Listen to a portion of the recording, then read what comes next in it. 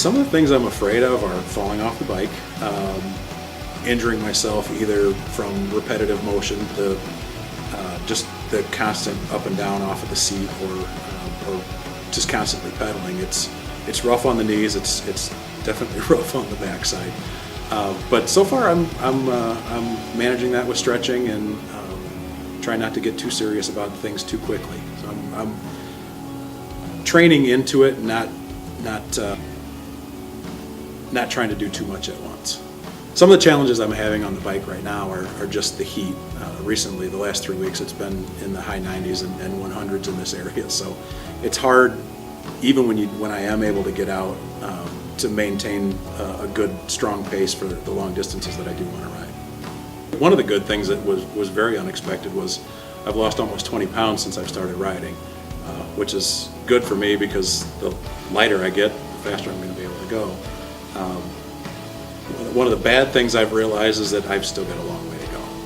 It's not just, the old adage is like getting back on the bike. It's not like getting back on the bike. You really have to work at it. So it's been difficult at times, but when a day goes by when I'm not able to get on my bike and ride long distances, I feel like I'm missing something.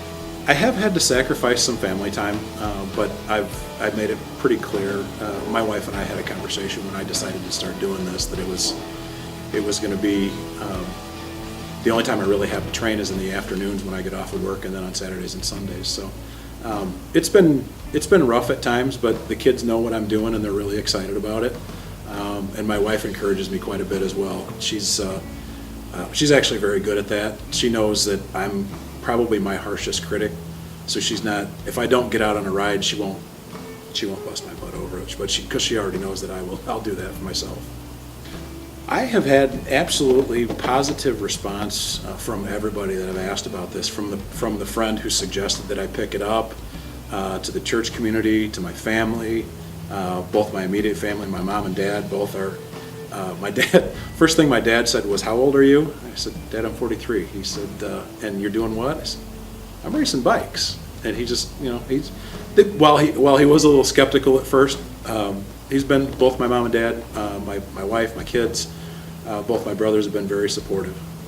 There've been a couple times I've wanted to give up, and it's mostly been in the last couple of weeks.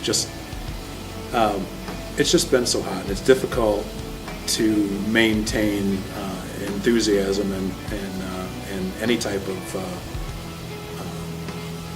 self-encouragement when it's so hot. You're digging deep for every ounce of energy, and you're sweating into your sunglasses, you're sweating into your earbuds, your helmet's sticking to your head. It's just real difficult. And every time I've heard myself say inside my own head, "You know what? Stop. It's too much. It's too hot. You can't go that far." I hear myself say, "I can't do this," and then the next thing I hear is, "Well, maybe I can do this."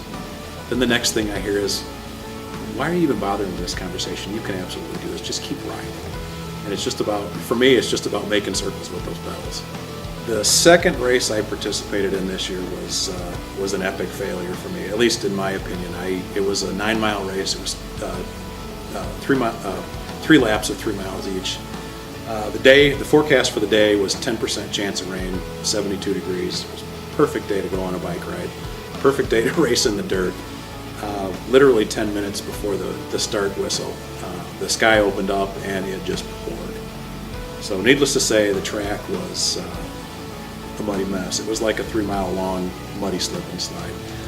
I finished the first lap. I went down hard once, which was actually scary and funny at the same time because I went down, my bike went first, I went after it, and I think I slid for a good 20 feet. Got up, realized there were 5 people who had actually stopped their bikes to see if I was okay, which was very encouraging to me.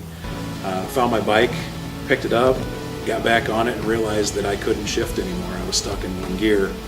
So I made it to the start-finish line after the first lap, and that was it for me. And I felt bad because I felt like I gave up, but you just can't predict mechanical failure.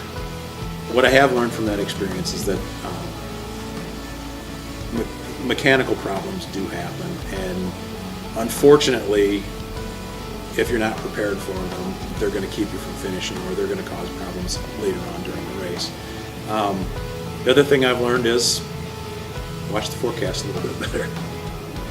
I would tell anyone who is thinking about pursuing their dream, regardless of what it is, if it's biking, if it's basket weaving, if it's art, whatever it is, just do it. Try it. Go for it. I mean, let go of the brakes.